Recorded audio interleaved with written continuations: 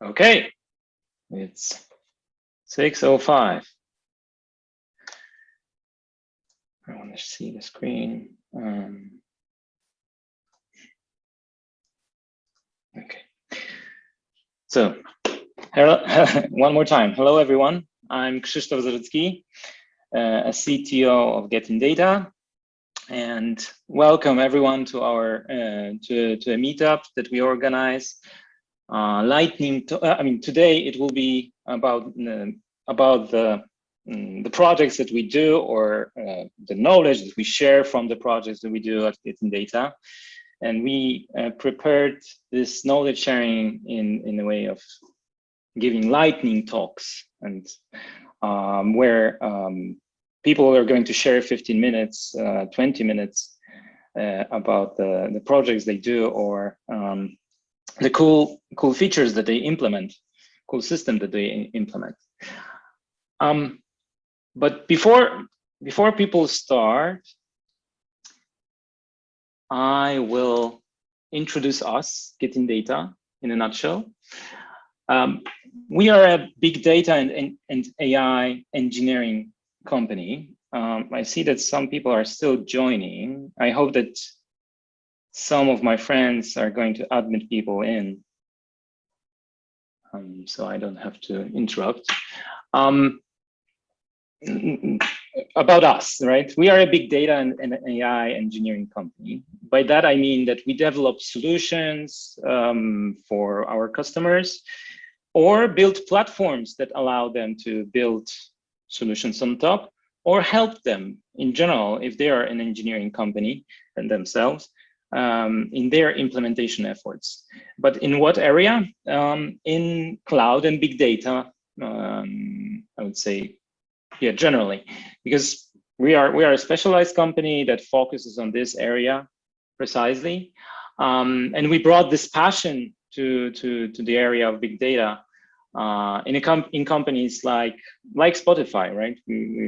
Some of our founders coming from Spotify, but there's a lot of people coming from Oracle, IBM,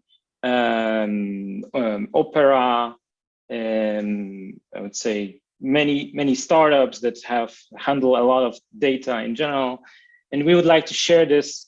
We want to share this knowledge with the customers of ours.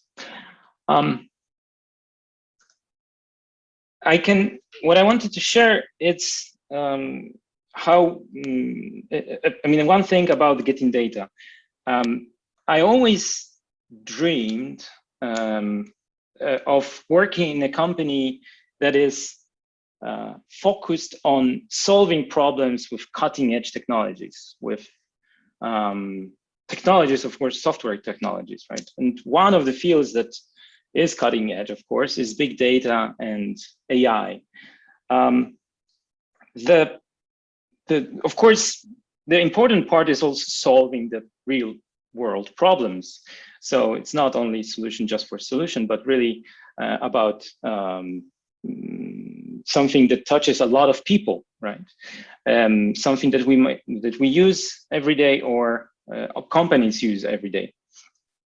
And but it was not also. I didn't dream only about just implementing that in any way, but I was dreaming about implementing that with high engineering standards, with strong push on clean code, on good architecture design, on refactoring code, not too much refactoring, but I would say some refactoring of the code so that it's always fresh, on unit testing, on testing the software.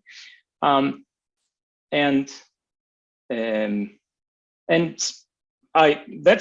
what I was doing through many years of my career. But then when we decided to build our own company, and which I co-founded, GetInData, I said, okay, I will not be an engineer anymore, but I want to create a company that has these values, right? That implements through people that we have, through projects that we do, the same dream. And that's what I think we succeed in, we as GetInData. And that's what we try to build in a company. The strong, we value real-world solutions, we value cutting-edge technologies, and we value very high engineering standards. And today, the lightning source that we show should prove that, right? And the other way I also wanted to prove that is through projects that we do. Before we start, I wanted to mention.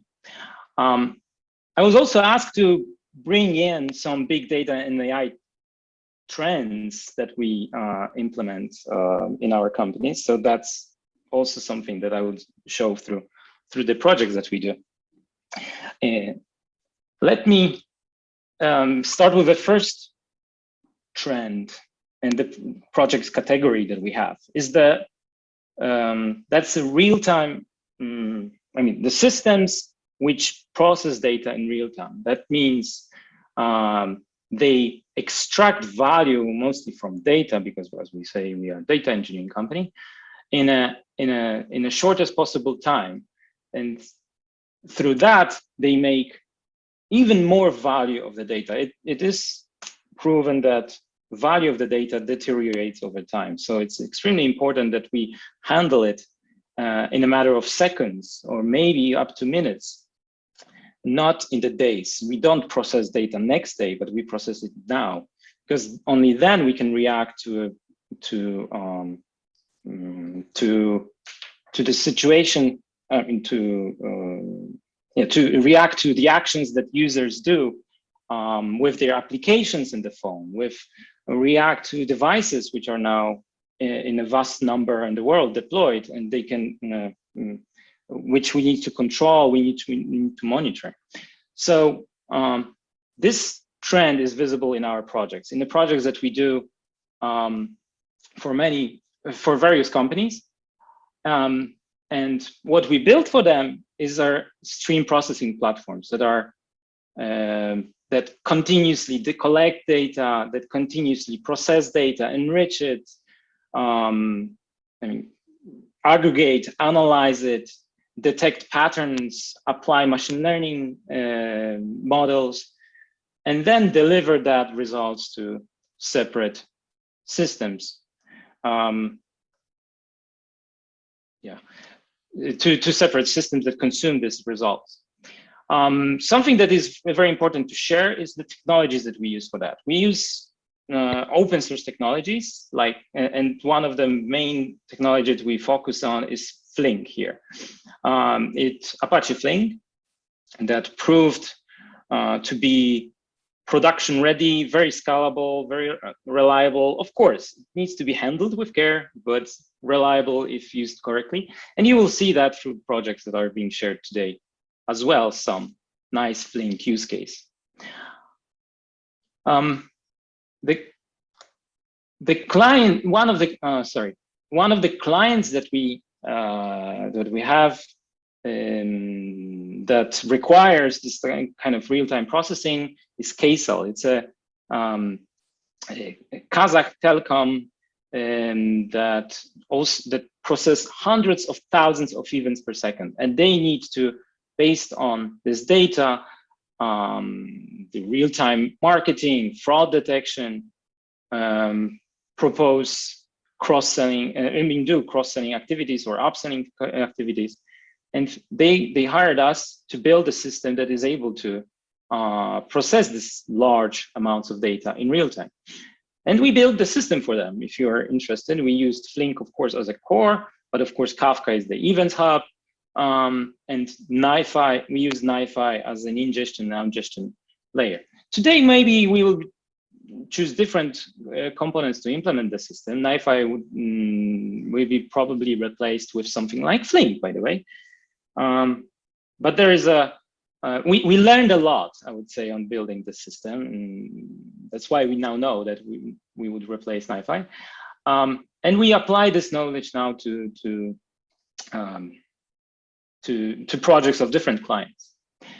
We also build a lot of solutions in the cloud. And that's another, I would say, trend now that we see that most of the projects that we do, data processing projects, right? Very, very intensive data processing projects are now built in the cloud.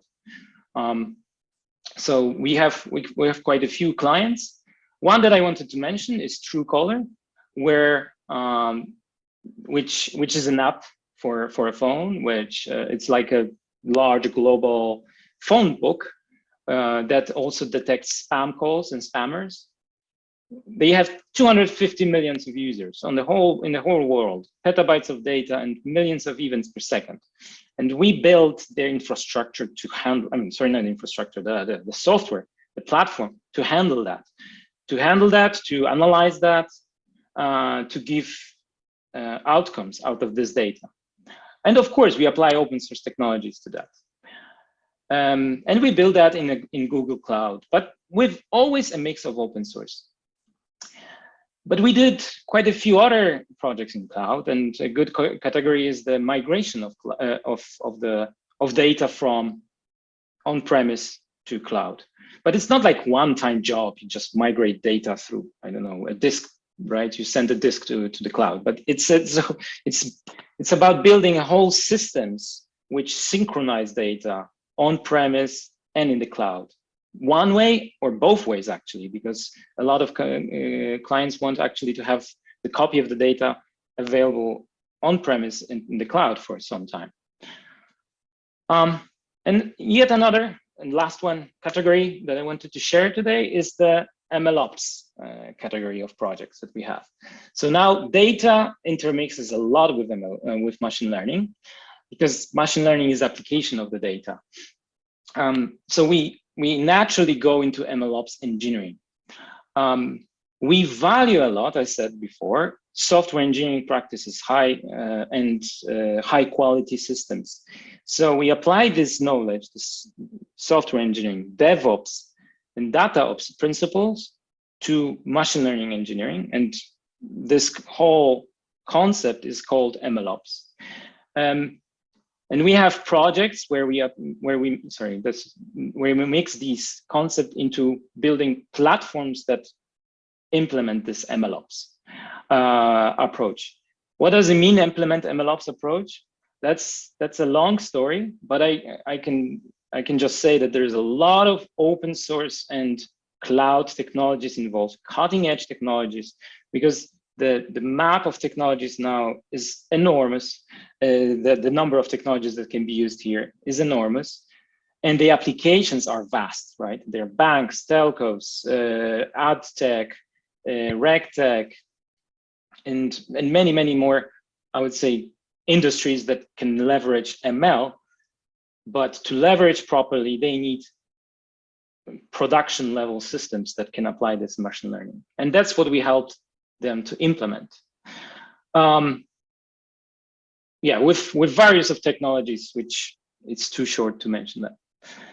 Okay, I think that would be for now it. It's enough of me talking. Let's go to the meat, which is the lightning talks, which my friends are going to present. And we will start with the first subject, which is around data discovery, something very, very trendy now. A lot of clients are now interested in data discovery needs, because I would say in solving their data discovery needs. And my friends are going to share some information about it, more precisely Mariusz Górski and Dominik Homa. They're going to present data discovery with Apache Atlas and Amundsen. How to improving the productivity of users interacting with data. Okay, I invite Mariusz and Dominik to start your talk. Okay, cool. Thanks, Krzysztof. I will start by sharing my screen. Let me know if it's visible. Yep, it should be. So hi everyone. My name is Dominik Homa. I'm data engineer from GetInData /ING. And today, together with my teammate, Mariusz, we'll tell you about our data discovery service. So Mariusz and I are part of Data Asset Squad, which is a part of a larger initiative, larger ING initiative called DAP, Data Analytical Platform. And we are responsible for multiple services there. And one of them is, of course, a data discovery service. Before I will go into details, let's recap what we mean by data discovery. So let's assume that we are data analysts or data science who is supposed to make some insights from make some data-driven insights. So the typical path looks like that. And that first step is to search and find the correct data. It seems trivial, but let's assume, for example, that we have tens of thousands tables within thousands of databases, and it can easily become a very tricky to find right data set. When we found data which is needed, we need to understand this data. When we understood this data, we can go further with analyze, and then make some decisions or provide some insights, data-driven insights. So the first two steps of this flow are called data discovery process. And during this data discovery process, there is a lot of questions to be answered. And here are some most common ones. So what kind of data can I use, should I use? Who should I ask about access to this data? Who else is using this data? Can I rely on data we have? Can you tell me something more about this data? Or what is the freshness and quality of data we have? Or, for example, what is the origin of the data? So yeah, it is a lot of questions. And it turns out that data scientists spend up to 1/3 of their time in data discovery. It's quite a lot. But here comes for the rescue Amundsen, the Norwegian explorer and also patron of open source project. So Amundsen project is a data discovery service with multiple features. You can think of Amundsen like Google for data / metadata.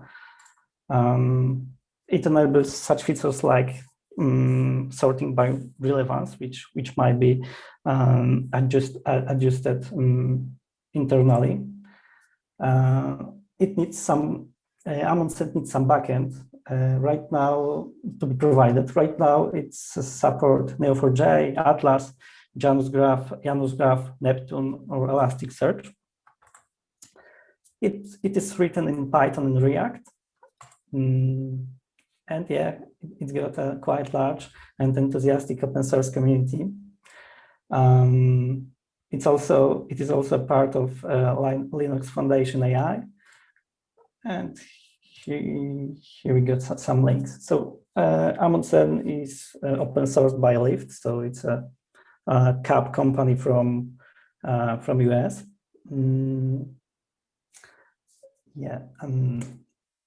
Okay, so this is how landing page of Amundsen UI looks like. So it's very simple. It provides some search bar, some tabs with popular resources like tables, like tags, and there is also a place for user-defined bookmarks, for example, or some announcements. Yeah, so very, very simple UI. Okay, but as we mentioned, Amundsen needs some backend provided. So within ING, we are using Apache Atlas for that. And Apache Atlas is enterprise-grade data governance and metadata framework. So it is a set of foundational governance services. It uses scalable storage like HBase or Cassandra. Yeah, it supports push model via hooks, and yeah, it has extensible type system for metadata, which we are using a lot. Yeah, has search capabilities via SOAR or Elasticsearch. Has a REST API, and also another one, Kafka API for push model. Yeah, it supports data lineage and text propagation out of the box. So if you want, you can give a try Atlas. Here's a link for GitHub repo. And if you want to play Amundsen with Atlas, there is one more thing which you have to do. You have to propagate, you have to create an Amundsen Atlas type and propagate it into the Atlas. And for that reason, we created some PyPy package, Amundsen Atlas types, which provides these denormalized Atlas, Amundsen Atlas types as they are pluggable as Atlas supertypes, and the package contain all data types supported by Amundsen backed by Atlas right now. And I think in the near future, it will be a part of Amundsen core repo. Okay, so, and now it will get interesting. Mariusz will tell you about the data discovery functionalities we provide. So, Mariusz, floor is yours. Thanks, Dominic. So, hi again, my name is Mariusz, and I work with Dominic on, amongst other things, data discovery.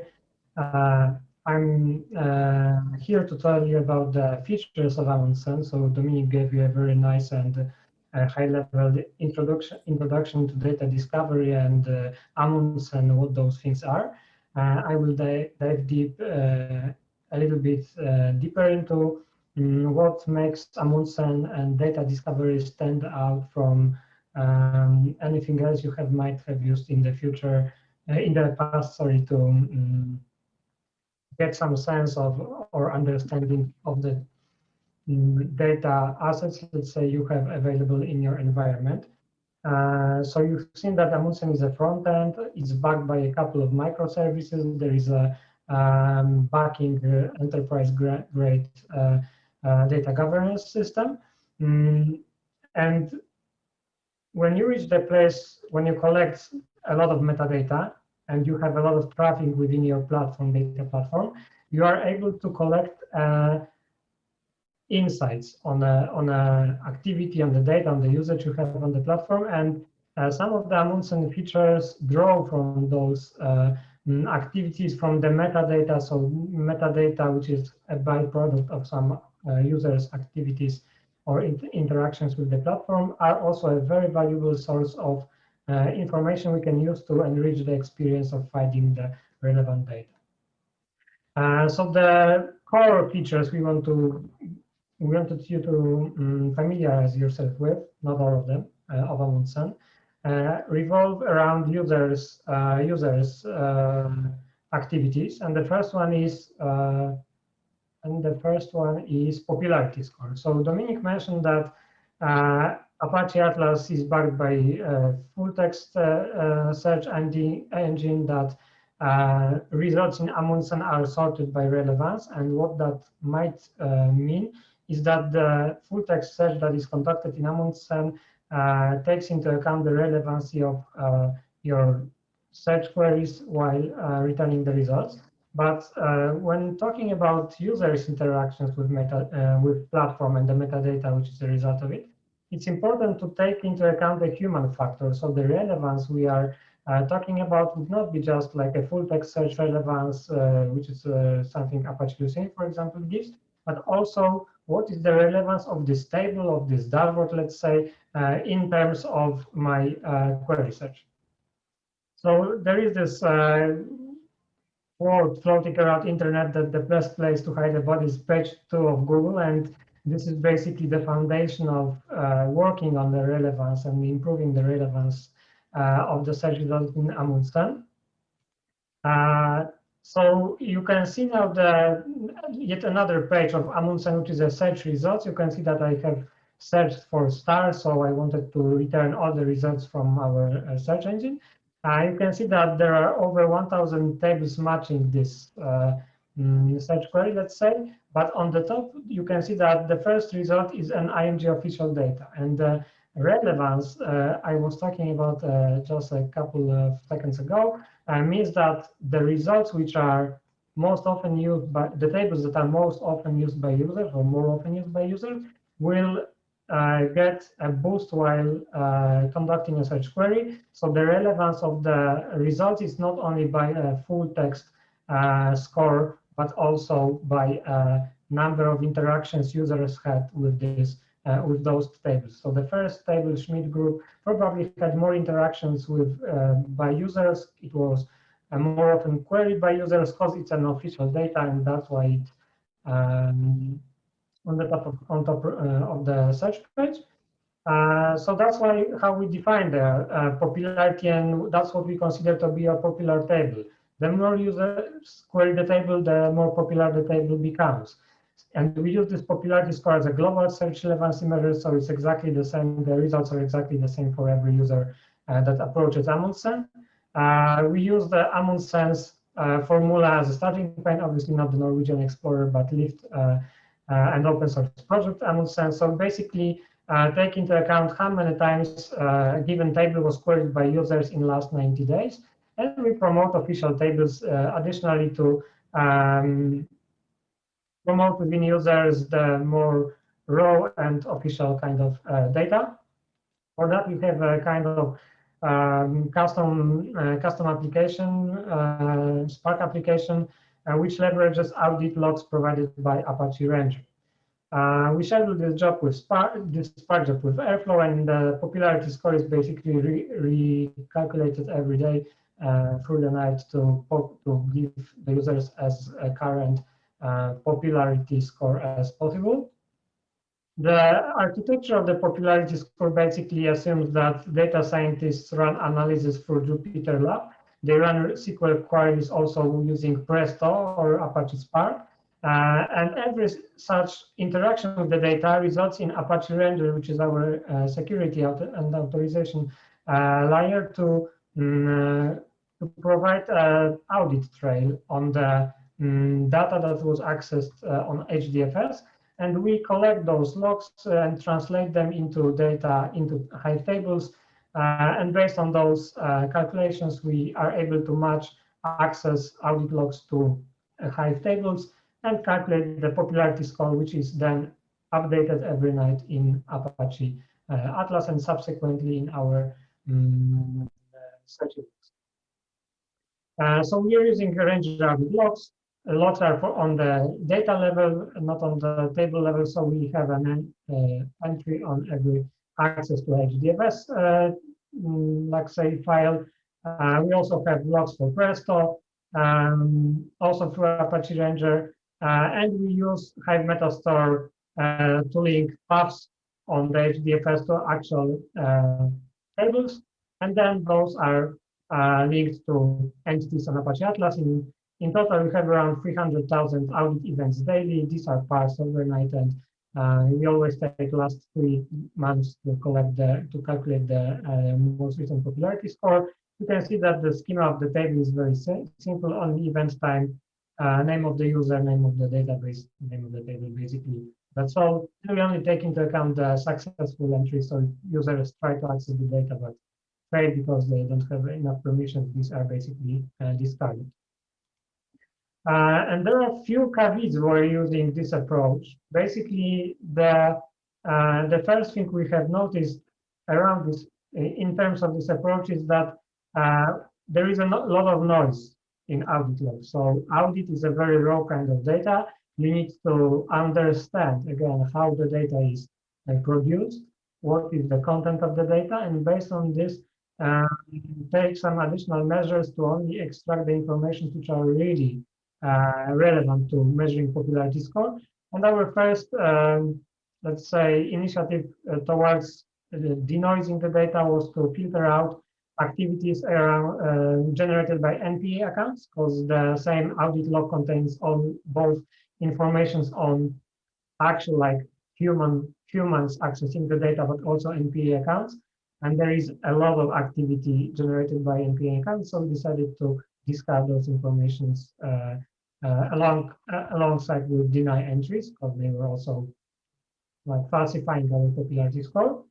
And because HDFS produces audit logs on file level basis, we also had to take into account the duplication of the data, because actually one SQL query to Hive might result in very sparse amount of audit logs as they are produced on a file level. So if single table contains thousands of files, then the popularity score could have been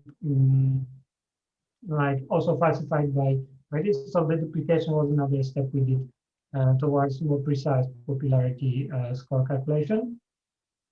The second functionality, which actually is based on the same data, is frequent users.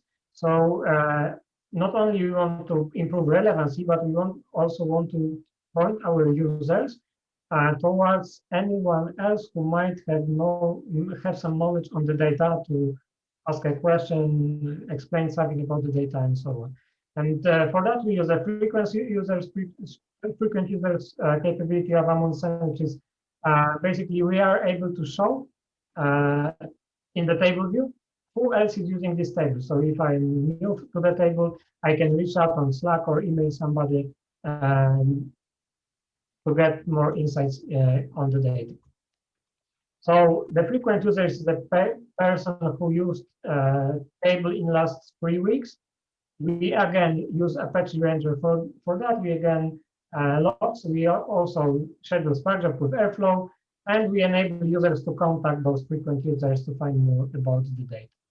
And the third functionality we also introduced in Amundsen is resource reports. So this answers the question of, can you tell me more about the data?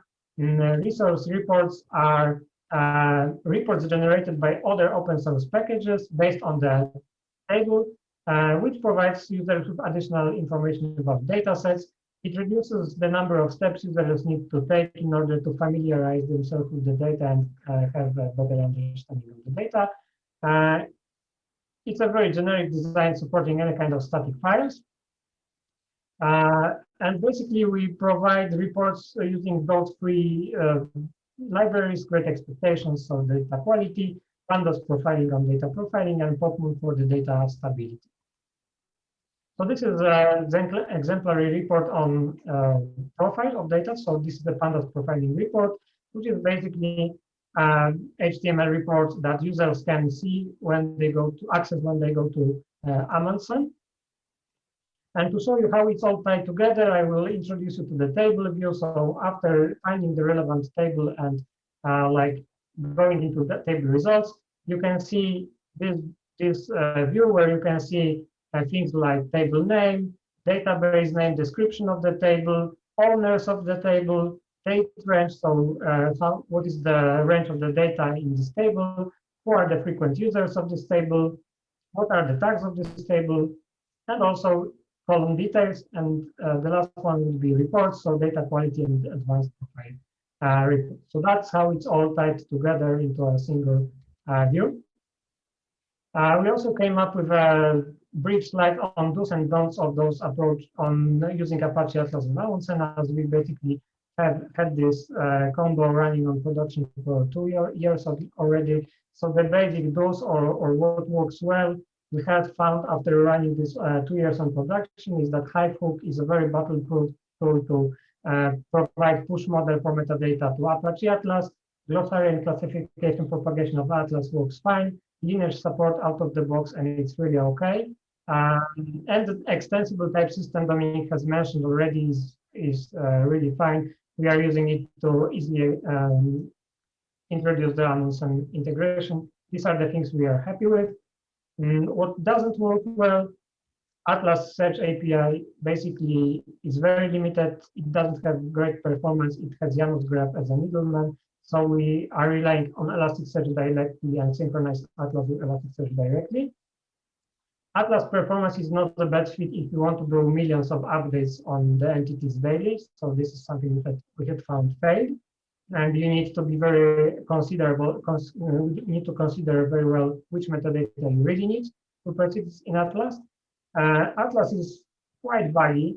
It has some functionalities that are badly written, but actually easy fixes. So, for example, Atlas integration with Elasticsearch was something we had realized after a year that it's just 2 lines of code that needs to be improved in Atlas to even facilitate. And it has an updated documentation, so there is like a lot of track knowledge in our team, which is not found on the internet, unfortunately. So there are a lot of things we have to find out by ourselves.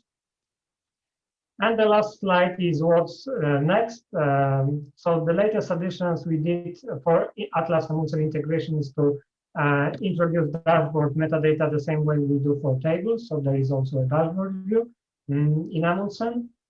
We integrated Amundsen with Data Builder, which is a framework for ingesting data in pull-based model in Amundsen. And we enabled lineage support in Amundsen based on the native lineage support in Atlas. On the horizon, we have a data health indicator, machine learning metadata support, which is already, the ball has already started to get rolling by Leaf. And we want to move Amundsen Atlas types to Amundsen Data Builder to not to have this distinction, which is like a legacy approach. And I think that summarizes our presentation. Thank you, Meyer. Thank you, Dominic. Does anyone have a question? No, if anything pops up, you can hit us up on chat. Exactly. Chat is available. And I will introduce the next presentation, next lightning talk. The next lightning talk will be given by Marcin Kacperek, our AWS Senior Big Data Engineer. And it is about open source versus cloud managed data engineers' dilemmas in the cloud. Yeah. Hello, everyone. Let me share my screen. Can you confirm you all see my screen? Yeah, okay. I do. So I wonder if any one of you has some dilemmas in the cloud when you develop some cloud, but I had, and let me share my experience with that. My name is Marcin Kacperek. I'm a senior data engineer in GetInData. I'm responsible for develop and maintain Acast, our client's podcaster platform. I've been working as a data engineer for a few years, but now I decided to stay in AWS cloud and focus on serverless solutions. Let me tell you about the very common problem that our companies have. There are always requirements that to move data back and forth, transform and expose to third-party consumers, right? And today I'm going to focus on database migration problem because we may migrate data from raw storage, other storage, NoSQL storage, SQL storage, and now let's focus only on migrating data from on-premise MySQL database to AWS cloud. Today I'm going to compare open source solution for that with cloud native one in the AWS. First of this solution would be to have to use an open source solution in Debezium connector working on Kafka Connect cluster. The second one, cloud native, is an AWS database migration service. We can use both of them to achieve the same results, but the differences are in detail, as usual. Let's go through the architecture of these two solutions briefly to explain what is the differences. Here's the Debezium architecture. Debezium is a Kafka Connect extension, which needs to be configured and deployed to Kafka Connect cluster to work. In normal scenario, it requires Kafka, but it's possible to run as a single Java application with embedded Debezium, and it acts like a normal microservice. The responsibility of this tool is to connect the source database, read the data, reformat it to JSON or Avro, and publish a message to Kafka broker. On the other side, here, there is another Kafka Connect connector to store incoming messages into some storage. It can be, as you see, it may be different sources and targets. So for example, we can read data from MySQL and store to Elasticsearch, or read from Postgres and put it to data warehouse through this solution. The other side, we have a database migration solution. The solution consists of a few pieces. Database migration service instance. It's a machine where the task will be executed. Something like the EC2 instance. We need to set up that instance before we define the task, of course, and we will be charged for that. Source and endpoints, targets.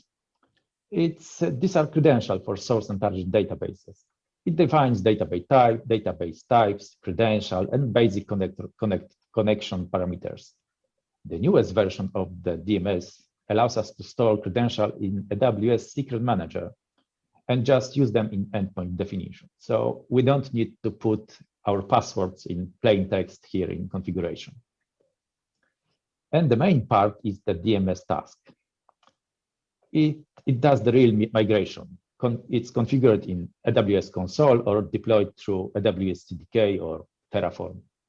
The definition describes source and target endpoints we use, and what data should be migrated, schema, table, and column selection rules, and what migration mode to use.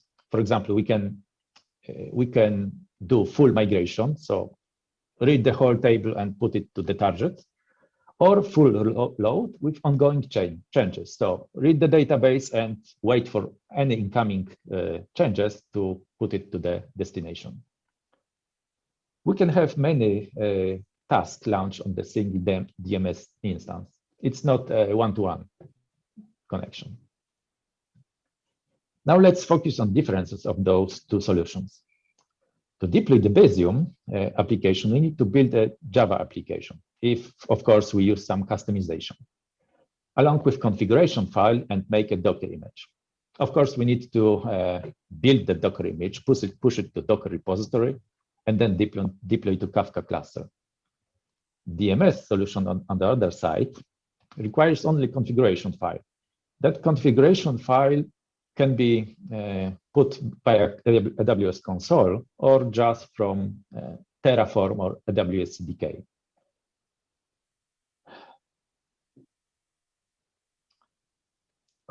Configuration and secrets. Like I said, the Debezium configuration is defined in file. It's a text file containing all the configuration details. That file should be deployed with application or any other plugins into Docker image and deployed to Kafka cluster. DMS, it's deployed through CDK or console or Terraform, whatever you use. And like I said before, new version of this DMS allows us to use Secret Manager to store our credentials. By default, message format for Debezium is JSON, but we can easily configure Avro for use. And whatever we decide, the JSON or Avro will be put as a message to Kafka broker. DMS, on the other side, has only JSON support. So if we configure DMS to read from MySQL database and put to Kafka, it will be all JSON.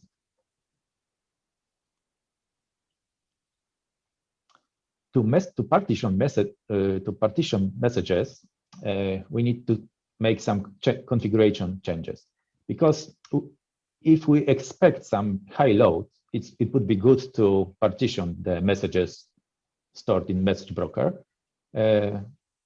to make it more reliable.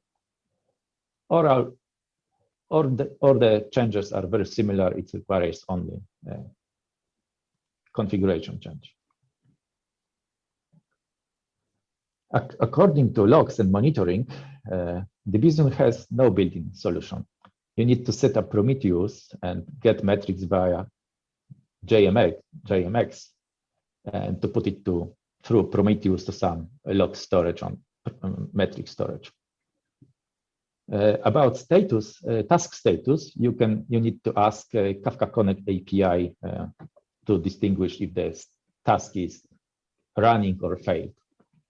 According to DMS, all metrics and dashboards are visible in CloudWatch, and DMS also has its own dashboard, so everything is visible. And yeah,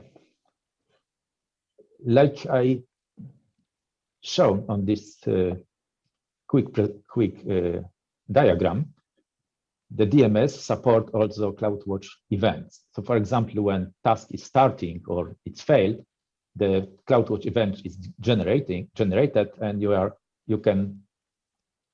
able to handle that task via Lambda and React. So for example, you can create some Lambda for restart such service, or make some Slack notification to notify developers that something is happening. Yeah, and the most important thing is cost, like usual. Like I said at the beginning, Kafka Connect is deployed to Kafka Connect cluster, the Debezium. So it depends on the number of nodes which the Kafka Connect cluster contains. And we will be, of course, charged for that nodes, and Kafka broker will cost us as well. So we may see that Debezium will be a bit more expensive, but it strongly depends on the architecture, current architecture in the company, because if we already have Kafka broker defined, the Kafka Connect cluster won't be won't increase our cost dramatically. According to DMS, we will be charged per every DMS instance we configured, and for storage, because every instance needs some storage to handle the load. If both of these services we set up on AWS, we of course will be charged for the data transfer between AWS region and availability zones and external traffic. Let me tell you about some problems on production I had with that solution. And the first one will be when we consider a situation when we ingesting data from MySQL slate and the database is down due to some disk error. In that case, binlog files will be lost. Both our solutions have stopped working and we need to recover the pipeline. The requirement is to continue the loading process from the moment we stopped. So to achieve, to have no data gaps, right? So the recovery procedure might look like that. First, we need to check target database, what the last primary key we have loaded already. Next point is to add additional workloads to the configuration and redeploy, just for start the loading process from the moment we stopped. For Debezium, we cannot change configuration in the file, but we need to redeploy the cluster, redeploy the application. We need to change the config file, build new Docker image, put it to redeploy to Kafka Connect cluster. I heard about solution when we stored some credential or configuration externally from Kafka Connect application, but so probably the Kafka, probably the Debezium application should be restarted in that case, but it requires additional plugins and configuration.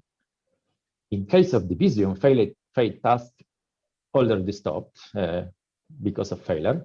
And one thing we need to do is to modify the configuration file with additional workloads and run the process again. And now both solutions will load missing data from database and start ingesting incoming changes from the moment we stop during failure.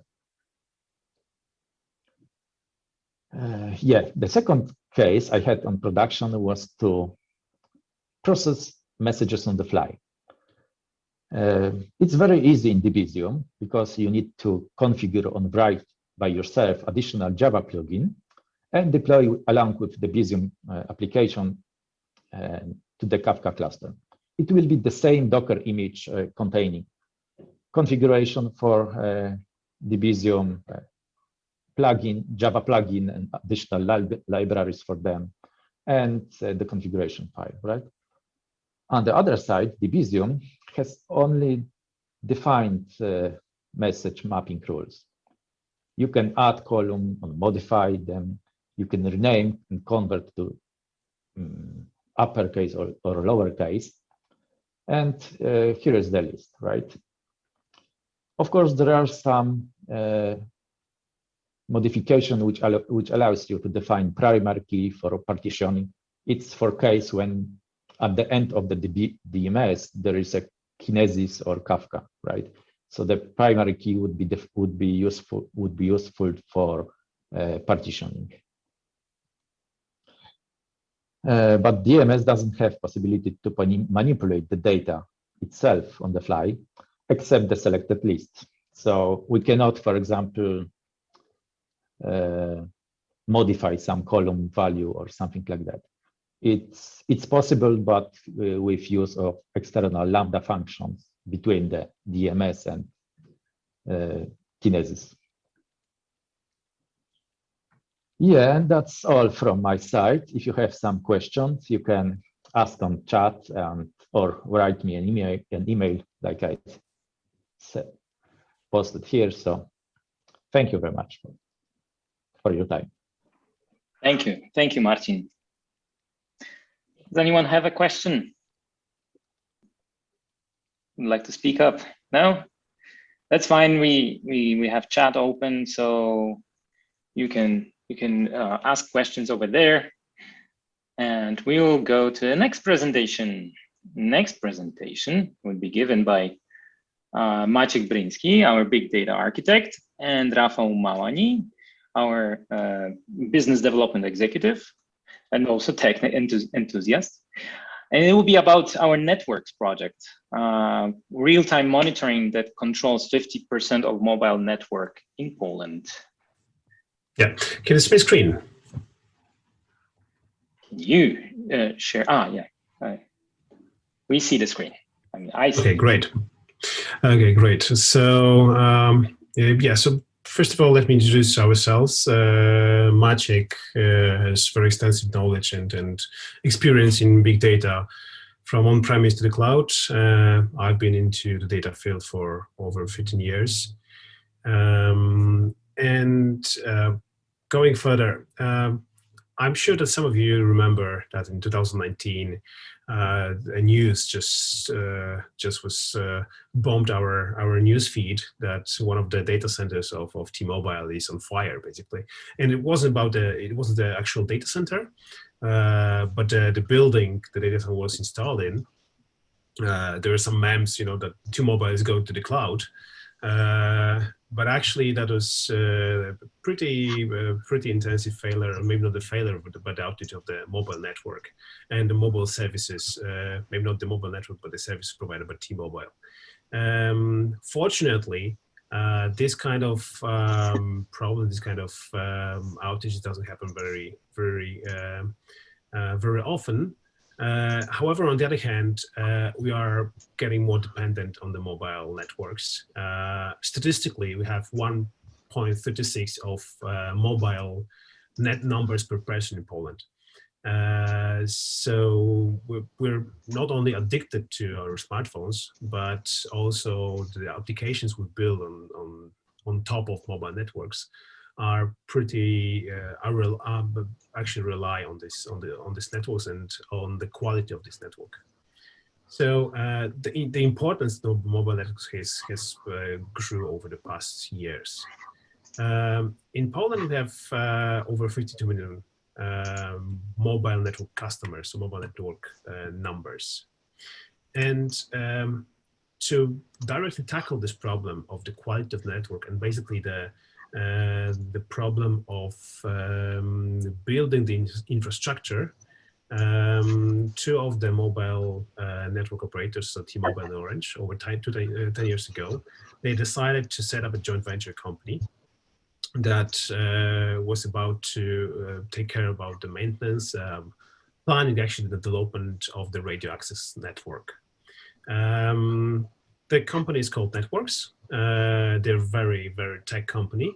They care about 12,000 locations in the whole Poland, and like over 500,000 of cells and plus network infrastructure. So they do not care only about the BTS, but also the network between all these cells. And they happen to be our customer.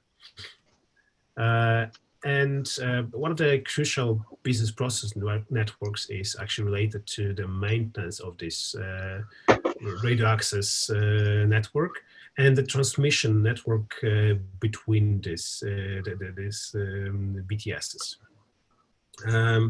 They have many. This actually the network consists of many different hardware from many vendors.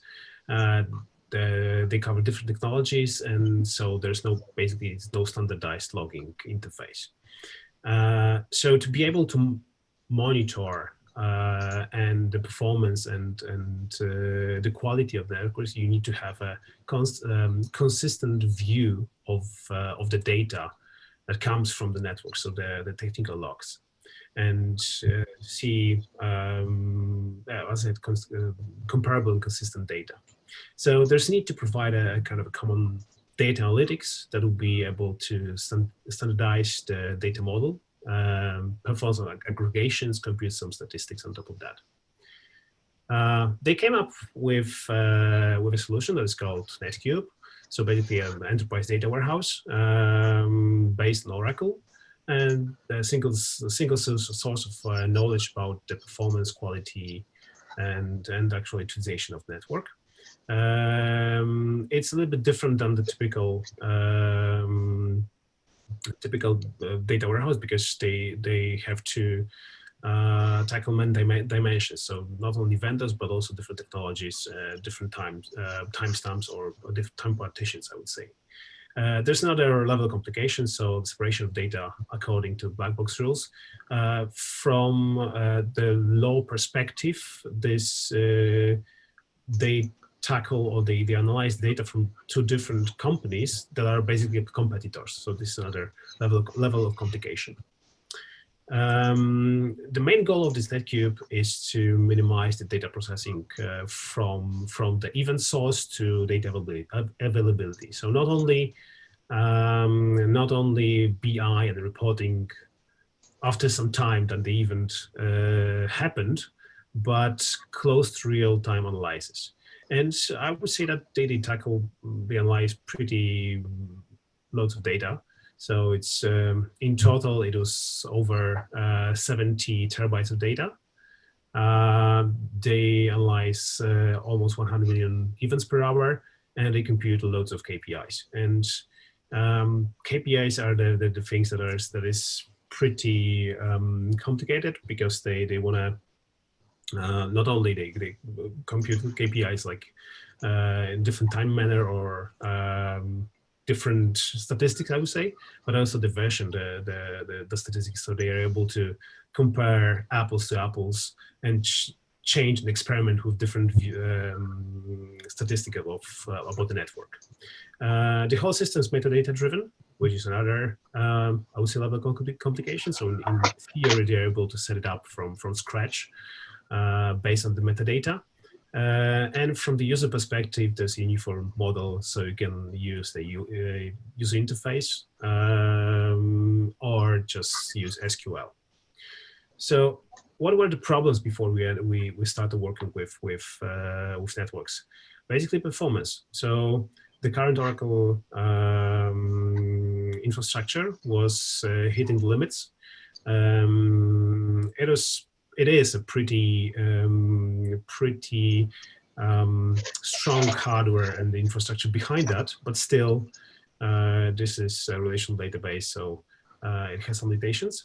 And this was the situation still before the 5G, and they project that the 5G is gonna bring much more data to be analyzed and to be analyzed in real time. So we came up with a solution called NetStream. And Maciek, this is your part. I think I will try to share my screen. It will be easier for me. I don't know if it's working. Yes. Do you see my screen? Yeah. Okay, so the idea of whole project was to remove those processes from Oracle database and create new stream processing engine based on Apache Flink that would handle all the processes that are right now made with batches of SQL queries in Oracle.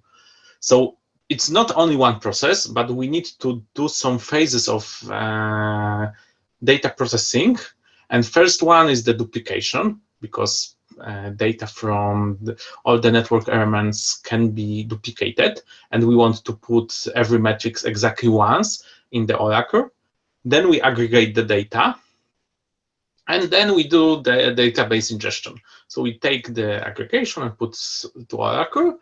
We need also some kind of reprocessing process. And at the top, we are doing this KPIs calculation. So we need to calculate this 5,000 KPIs. This is the high-level architecture of our system. So we have this network infrastructure, and there are parsers that are getting the metrics from infrastructure and putting all the data on Kafka. Here we have duplicates, etc. Then, so we are reading this data using Apache Flink. This Flink is configured to store some checkpoints on the Hadoop file system. And the result of our processing is putting back on Oracle. And also we have ClickHouse for some kind of operational metering and to check some metrics if everything in Flink is processed properly. And for reprocessing purposes, we are using Kafka Connect to put data from Kafka to HDFS, and then this is the second source for data for Flink, and we can, for example, reprocess 1 day, 2 weeks ago, and put data to Oracle. The idea of whole system is that we are using Flink SQL, so we can use the same metadata like there is existing right now in the network's infrastructure, but we are creating our own SQL queries based on Flink, and this is quite nice because we can switch from Kafka as a data source to Hadoop as a data source, because both Kafka topic and Hadoop Hive table, this is just a table. We can just switch using different table name, and if we have the same data types, this switch is just changing the name of the source. This is the data flow of our data. So we have this parsers. We're putting the data on the source topic in Kafka. This is one source per type. So it's around 70. In the production environment, we will have 750 source topics here. And then we are putting this, we are getting this data by the duplication job, putting data with, this is the duplicated topic. And then we have different processes running on top of the duplicated topic. So we have our aggregation job, we have KPIs calculation, and we are putting also this raw data into Oracle, and also all the other sources into Oracle. This blue things are Kafka topics. So we have around 750 topics per source, 700 per row. For aggregation, we have 1,500 because there are different aggregation per hour and per day, and it's around 200 topics for KPIs. So a lot of topics, also a lot of jobs, string jobs. The duplication is the easiest part. So for every messages, we have hash of this message stored as a Kafka key in the message, and string job is just saving these hashes into its state, put it in RocksDB, and if the hash is already there in RocksDB, this means that this is the duplicate, and we don't want to put it on the raw topic. This is the easiest part.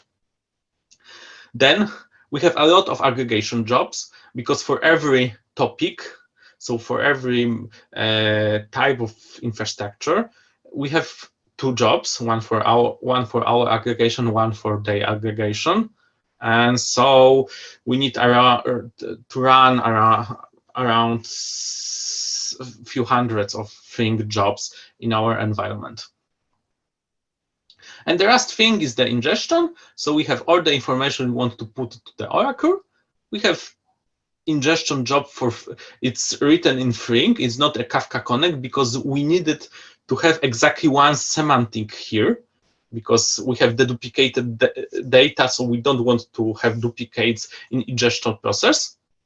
And we also putting this data to statsDB. This is the ClickHouse here, and we are joining information from the ingestion. So with every commit to the Oracle table, we're putting information about what offset we consume from the Kafka, and we're joining this from the raw data from Kafka. So we know exactly for every message in Kafka, we know exactly in which commit this message was consumed and put to the Oracle. So we know also the information about timestamp of ingestion to the Oracle. And this, and here we were thinking about Druid also, but Druid doesn't have as good joins capability as ClickHouse. We used as of type of join of ClickHouse here, and was great use of this database for the purpose we need.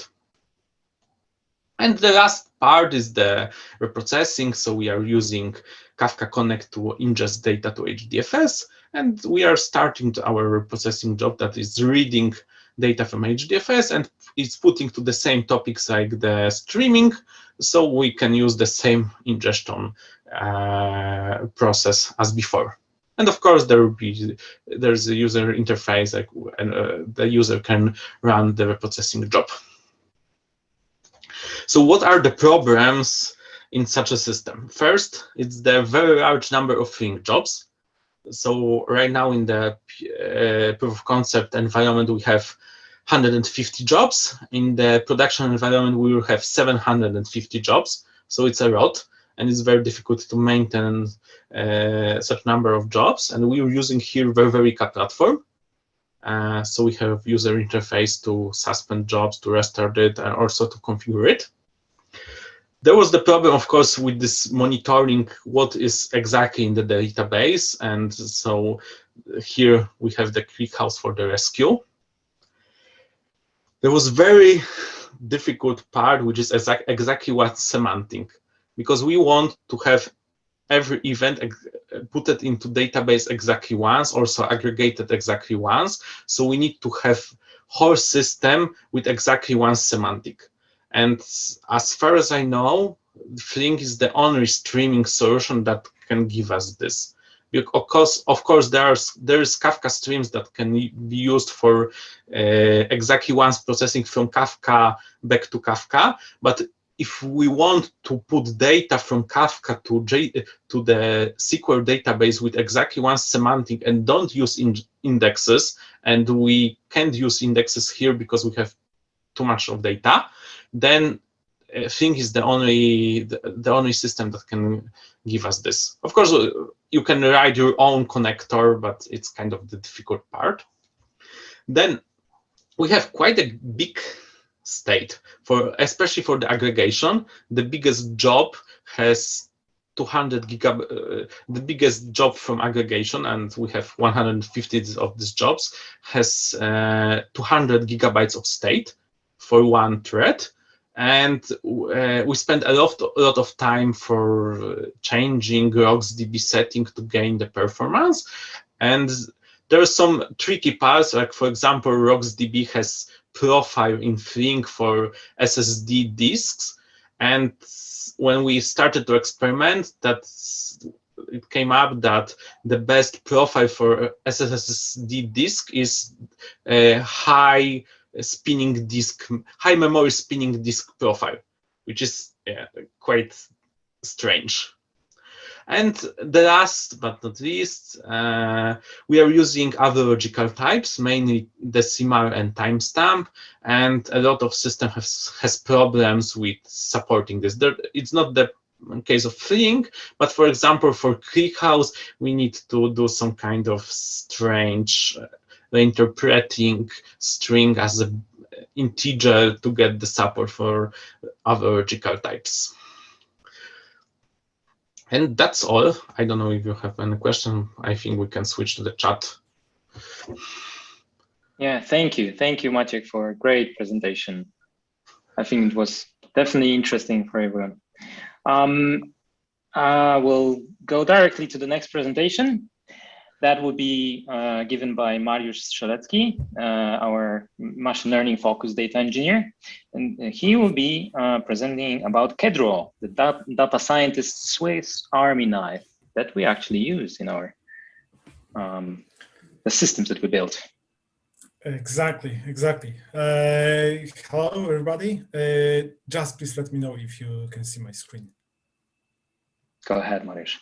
Okay, so as Krzysiek mentioned, I'm Mariusz Strzelecki. I'm a data engineer working in GetInData, and I'm going to show you a short talk about Kedro, data science, Swiss Army knife, or how to become MacGyver in the data science world. Short agenda, why Kedro, and what challenges that Kedro addresses. Then a few slides about main building blocks of the Kedro project, just to understand the architecture, and a demo. I will show you how the code is structured, how the code can be visualized, if this is written using Kedro framework, a few solutions with continuous training, experiment tracking, and model serving. But before we go there, why Kedro? What problems does it solve for us and for our clients? So if you work in this data science area, you are probably familiar that, well, there is no standard on how machine learning projects should look like. So basically, depending on what training did you attend, on what internet course did you complete, you write your machine learning projects in some way or in another way. And maybe you have some experience and you change the way how you create this. And basically, every data scientist has its own way of creating these machine learning projects. But we already know that there are some really good practices on how data science projects should look like. So, for example, that you should, sorry for a moment, my fearful son decided to join the conference as well. So there are some really good practices that, for example, the code should be unit tested, even if this is not a part of software package, but this is only some kind of pipeline. There should be some unit tests. The code should be properly formatted, that there should be feature cleansing, then it should be splitting into test and training set, and training and the evaluation. So we all know some kind of good practices, but every data scientist implements it in his or her different way. And Kedro tries to, actually Kedro standardizes it. Kedro focuses on reproducibility.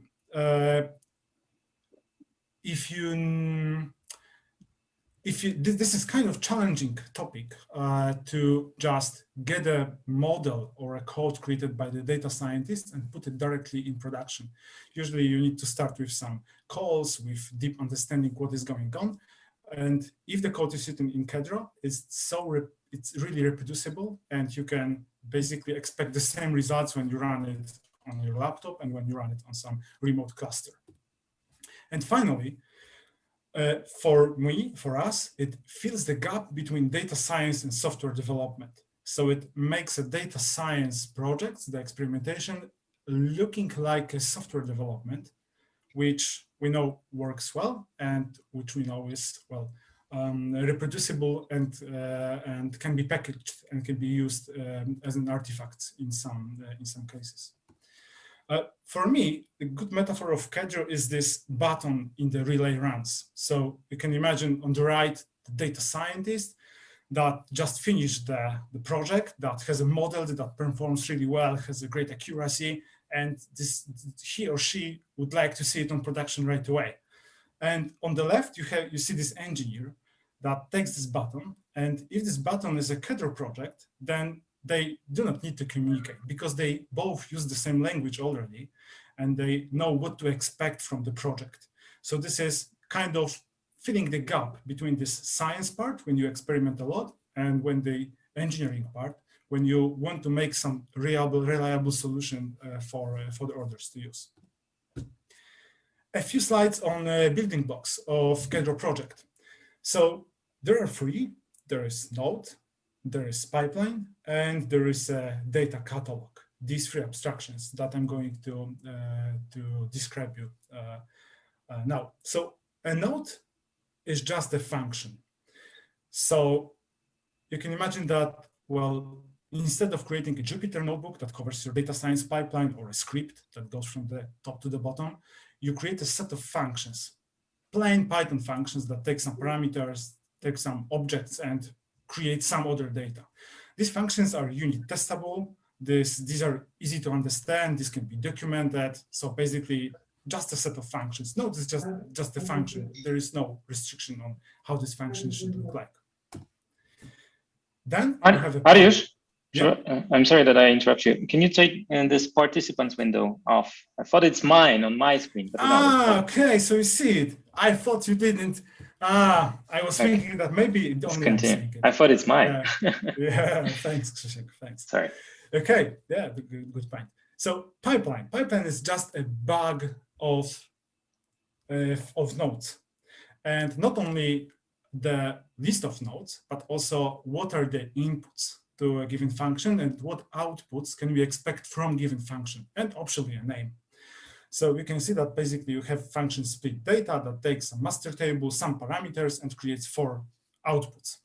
And pipeline is not, well, you can see a list here, but this is not a linear description on how the pipeline looks like. It's just a set of nodes and their dependencies. So Kedro knows how to create an execution plan for a pipeline. Finally, we have a data catalog.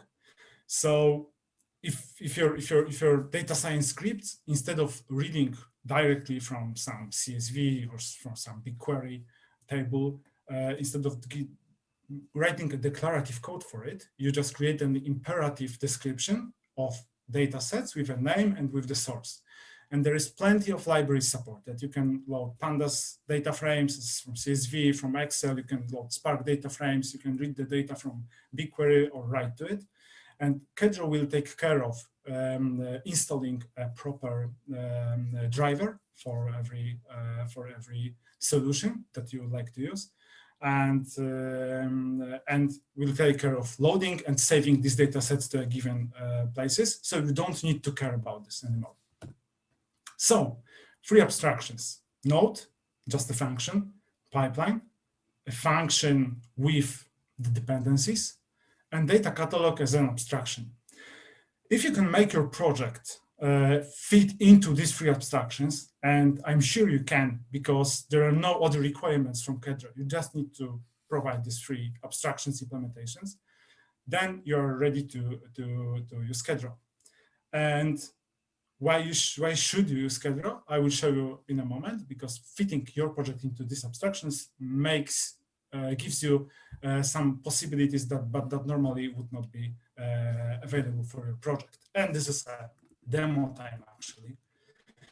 So I have some virtual env connected here. I hope you can see the terminal. Yeah, I shared the entire screen.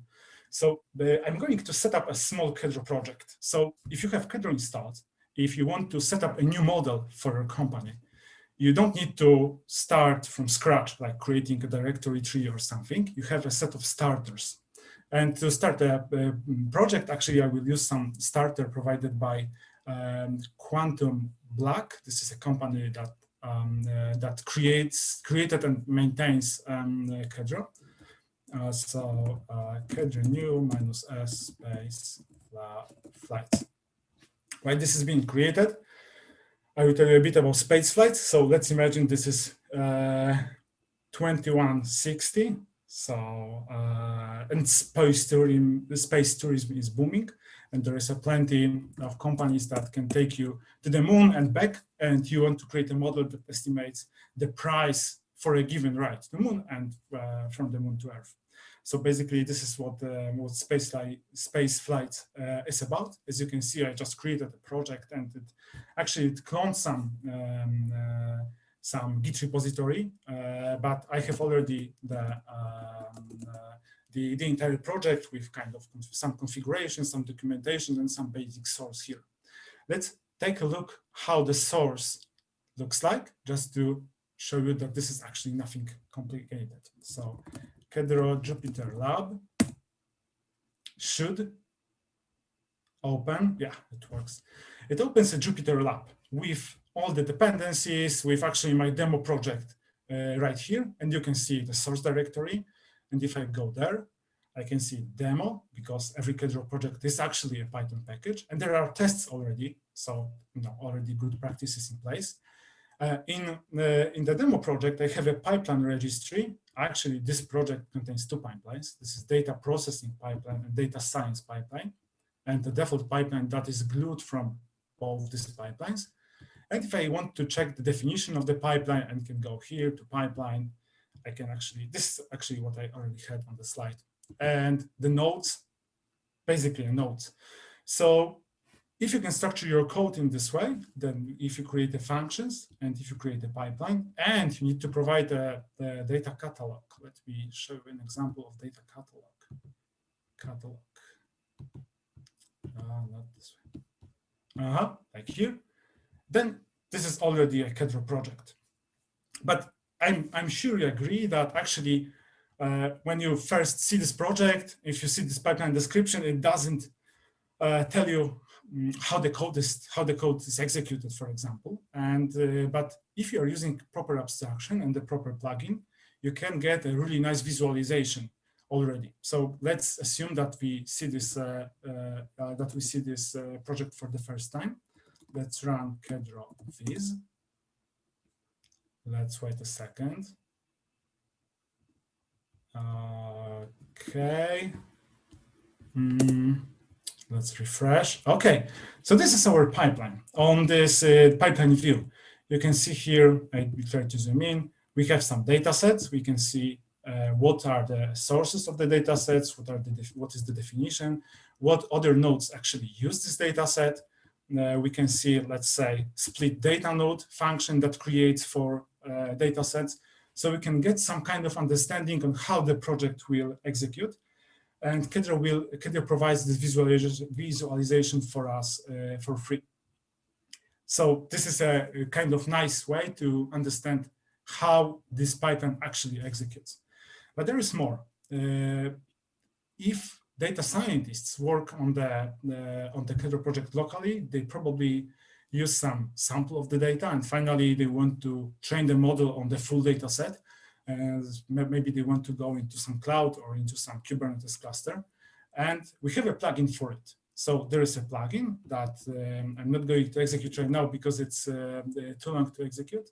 It takes too long to execute, but we have a plugin that I executed previously that creates an Airflow DAG that contains exactly same set of nodes that you have seen in this Kedro visualization, but instead of executing them on my laptop or on some Jupyter notebook or on some other data scientist workspace, it's being executed on Kubernetes cluster as a pods on Kubernetes cluster, running different nodes of the Kedro pipeline, one at a time or in parallel in some cluster.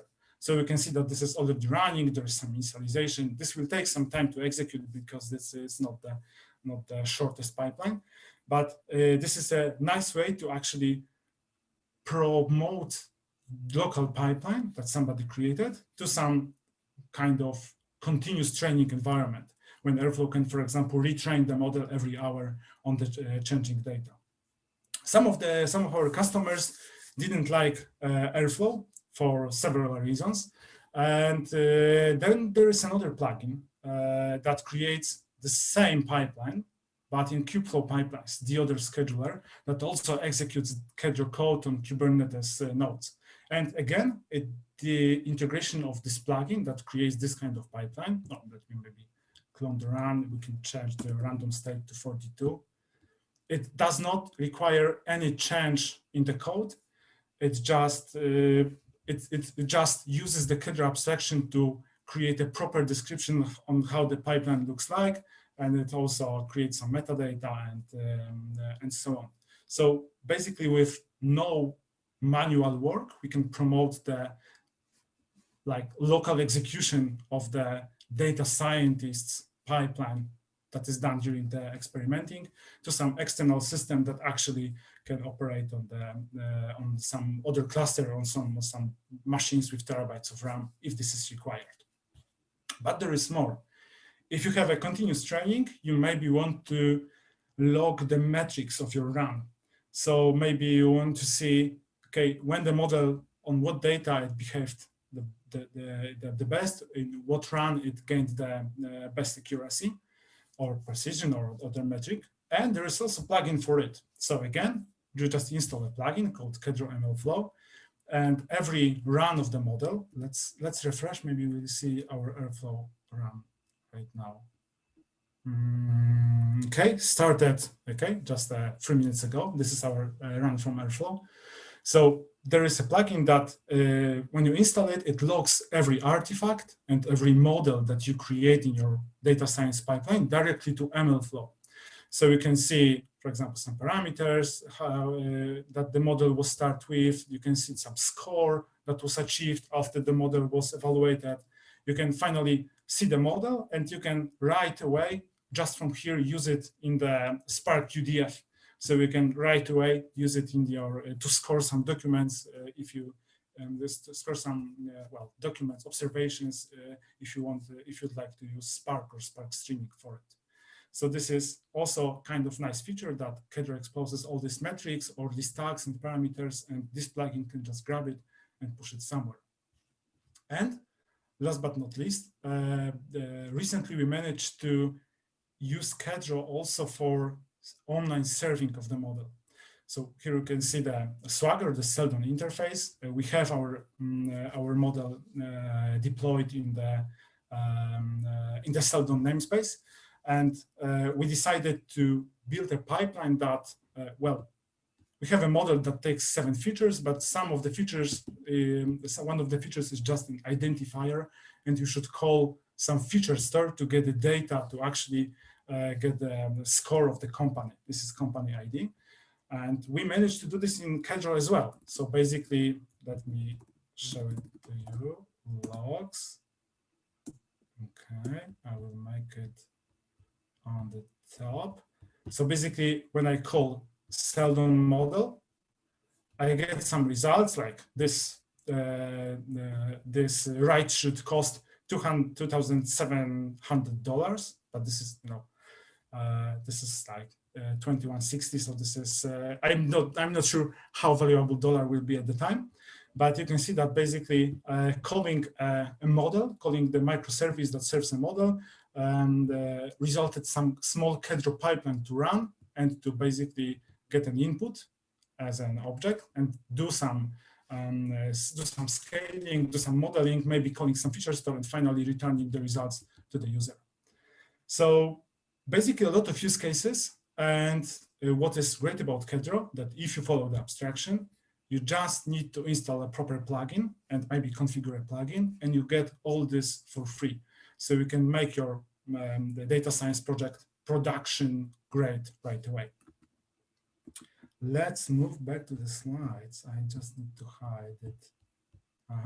So I know that this was a very quick tour, and Kedro has many more options and parameters and integrations, but this is just a lightning talk, just to make sure that you understand the principles of Kedro. I showed you 4 plugins. This is Kedro Viz with this local visualization, Kedro Airflow K8s, and Kedro Kubeflow for transferring your local Kedro pipeline into some remote scheduler that can operate on Kubernetes, and Kedro MLflow that sends all the experiments, metrics, and results to MLflow registry. And I can proudly tell that GetInData is creator and maintainer of 2 of these plugins, because we see a big potential in Kedro. And we see that also other developers, other data scientists outside of GetInData started to use our plugins and started to collaborate on them on GitHub. So we are really happy that our open source work is actually used by others as well. If you'd like to experiment, all these plugins has a great quick start tutorials, so you can check them. You can try to check if these fit your needs of your data science ideas in your company.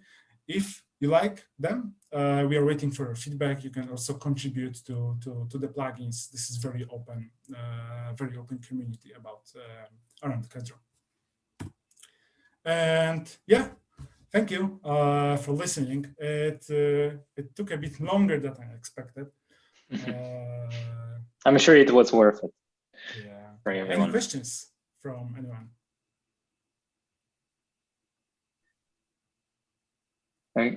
Okay, I think we are open on chat, and of course, you can always write us an email, contact us. It's very easy, and we are happy to share information.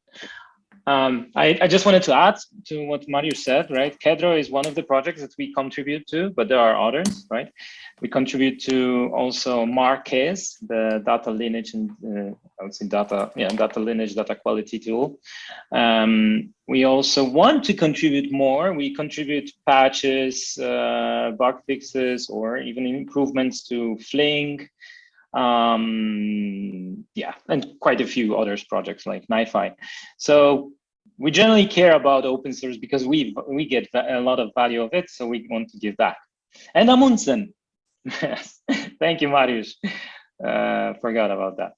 So great, and thanks everyone for the presentations. Let me just share a screen for a minute. You may ask questions in the meantime. And I just wanted to tell you that we are, of course, hiring, right? So if you value the things that we value, that is like very high quality engineering, and I would say generally using cutting edge technologies to solve real world problems, like you said, like you have seen.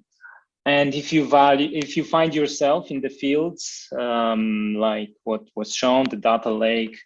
The data lake creation, data lake management, large cloud applications, cloud migration systems, real-time analytics systems, or finally MLOps platforms, reach out to us, right? We are hiring. So we have quite a few positions open that you can see on this slide, but you can of course find them on our careers page. You can also simply send us an email to careers@getindata.com. Yeah, that's not all. not all the positions actually fit in one slide. So we are open, and I hope that you liked what we shared, and of course we would like to share even more. So just wait for another meetup, another lightning talks, or another presentation. You can also find us on conferences, right? That would be it. I see that chat was active. There were people asking on the chat. That's great. And let me just finish that here, right? Thank you everyone for coming, and I invite you for the next meetup. Thank you. Thank you for having me. Thank you. Bye. Yeah, thank you to the speakers for the great content, of course. Thanks and have a great evening. Bye.